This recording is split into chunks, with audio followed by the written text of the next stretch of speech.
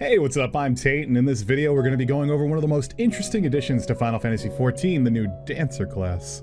So normally I'd prefer to go over the traits first, but as we literally know nothing about the skills they'll affect, I'll start with the meat of the class. So first off, I'd like to lay down what this class is all about outside of the buffs, and that, my friend, is procs. Good lord, there are so many procs. So, getting into the skills then. First off, we've got Cascade, which is a 250 potency attack with a 50% chance of granting Flourishing Cascade. Next up, we've got Fountain, which is a 300 combo potency attack with a 50% chance of granting Flourishing Fountain.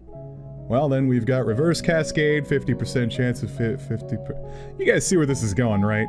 So, with Dancer, every skill can proc another skill up until its final ability. It's absolutely crazy. So it starts with a 2-attack rotation, which is Cascade and Fountain, that can then proc Reverse Cascade and Fountain Fall, which can then proc OGCDs that you can choose between a single target and an AoE version, which then can proc an even stronger version of that attack, and that's where it ends.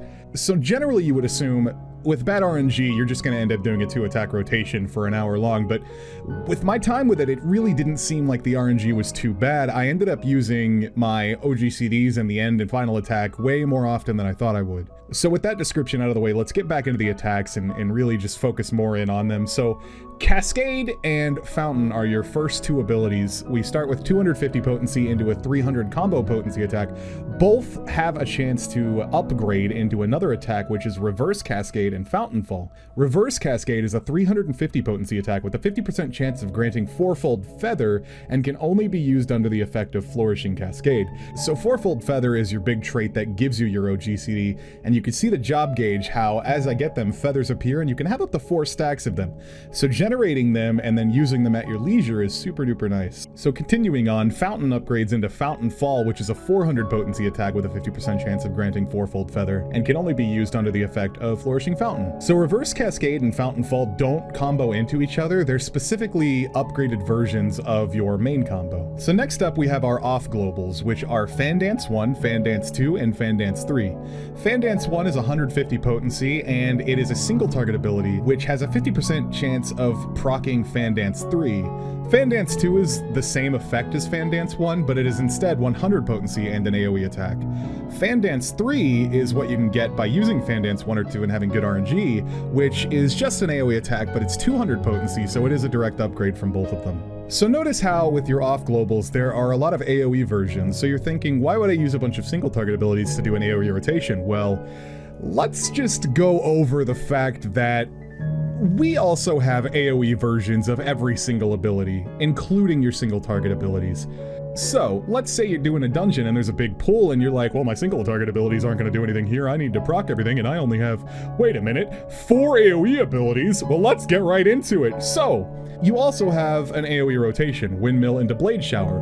Windmill is a 150 potency AoE with a 50% chance of granting Flourishing Windmill. Whoa, more procs, who'd have guessed it? Blade Shower is its combo action with a 200 combo potency AoE that also has a 50% chance of granting Flourishing Shower. So those also have upgraded variants, and we have Rising Windmill, which is a 250 potency AoE, and Blood Shower, which is a 300 potency AoE. Both have a 50% drop off for everything hit after the first enemy, and both also have a 50% chance of granting you feathers. So even your AoEs can proc these off globals, so there is an entire AoE rotation paired with its single target rotation, and it's extremely fun to use. Do keep in mind that your AoE skills are only in the effect around you, so you do want to close the distance and get into melee range for the enemies you're trying to hit with it. So on the topic of AoE damage, you probably think, wow, that's a lot of AoE damage, there can't possibly be any more. Well, you're wrong! Guess what, nerds? The dance on top of giving your party buffs also does a crap ton of damage! So Standard Step, when performed correctly, does 1000 potency with a 75% drop off, as well as gives you and your dance partner 5% bonus damage for 60 seconds upon proper completion. The dance has a 30-second cooldown, so be sure to change your dance partner to give multiple people in your party some love. Technical Step, however, is a 4-step dance that when performed correctly does 1500 potency with a 75% drop off, as well as gives your entire party a 5% damage bonus for 15 seconds. And this ability has a 120-second cooldown. Being under the effect of these dances also activates the Esprit gauge, which is a meter that fills up as your dance partner attacks enemies. You can spend 50 points of this gauge to cast a skill called Devilment, which is a 600 potency AoE off global with 50% damage drop off. So one thing I should should go over is how exactly these dances work. A lot of people have been comparing them to Ninja's mudras, and I'd have to agree. However, the only difference here is that there is RNG involved. When you activate one of your steps, your 4 single target abilities will change to different steps. You'll be required to hit these in a completely random order, and then press your step ability again to finish it. This isn't too difficult, as the buttons do light up in the same manner as you're doing a combo, but it's different every time. Standard step only requires 2 steps, however technical step requires 4. Messing any of these up will result in a weaker damage increase going out for each respective dance, as well as a lower potency from the attack itself. You can see what colors will light up by looking at the job gauge when you activate your dance if you've memorized which button is which color. So now that we've gotten all the attacks out of the way, let's talk about buffs, because it's got a few outside of the dances. So first we've got close position, which is a skill you might be familiar with, seeing how it chooses a dance partner. So you choose your party member and you make them your dance partner, and this will mean they'll benefit from any specific buffs you cast that have the description that they include your dance partner. These are including but not limited to your dances. You can change your partner every 30 seconds, which lines up with standard steps, so again, show some more people some love. Now, Flourish is an amazing DPS ability that you can use every 60 seconds that activates every single one of your procs at once. And I mean every single one. Single target, AoEs, and off globals. There's a priority you want to use these in, so make sure you're always using Fan Dance 3 if it's up, as you can't stack procs for those like you can the other two. Otherwise, you want to use your Florist attacks before your normal ones, then throw Fan Dance 1s or 2s out in between them so you don't overload on feathers, which are displayed in your job gauge. Again, you can hold a maximum of 4 of these procs at a time, so if you need to hold them for a DPS burst or want to use them at your own leisure, it's really convenient for that. Improvisation is a 15-second buff that'll gradually increase your Esprit gauge, as well as grant your nearby party members 10% more healing while you're casting it. While I don't think I used this skill properly in the demo, from the tooltip it looks like you can't move or attack during this, so it's a completely channeled ability. I like the idea that you're at least benefiting from gauge while you're buffing your party's heals here. It might even just be a great skill to use when there's downtime on a boss.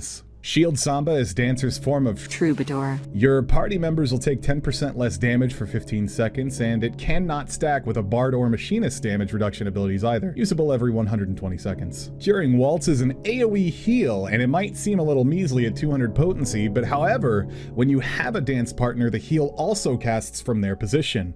I didn't get a chance to test this, but if I assume you have your entire party stacked up and you use this with your dance partner, you'll receive 2 heals for a total of 400 potency.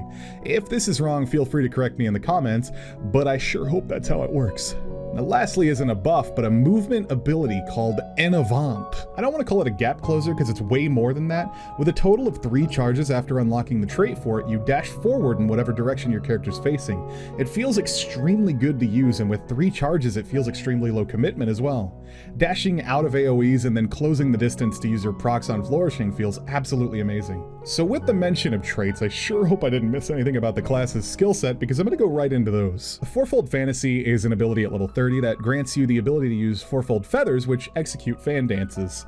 You can have up to 4 of these feathers at once, and you can use them at your own leisure, so enjoy your off-global spam if your procs are good. Level 50 and 60 just give you basic damage increase traits. At level 68 you can carry 2 charges of En Avant, your movement ability, and then a third at level 78.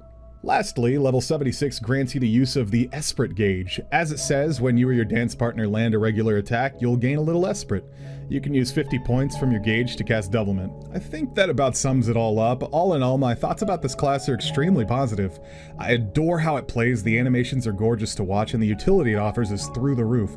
I could easily see how this class is going to end up a staple for high-end metas through the expansion. And if I had the opportunity, chances are I'd actually play it in raids myself. While it's not a particularly complicated class to play, it's just plain fun. I went into the event not being excited for Dancer at all, and I didn't even think I'd want to give it a look, but as soon as my brain stopped melting over how to use the procs thanks to Aya for helping me out, the class clicked and became an instant blast. Let me know what you guys think about Dancer, and remember to be kind and respectful when engaging in discussion with the new information. Be sure to check out my other videos on Shadowbringers from the Media Tour as well, lots of class overviews and an exclusive interview with Naoki Yoshida, director and producer of the game. See you guys around.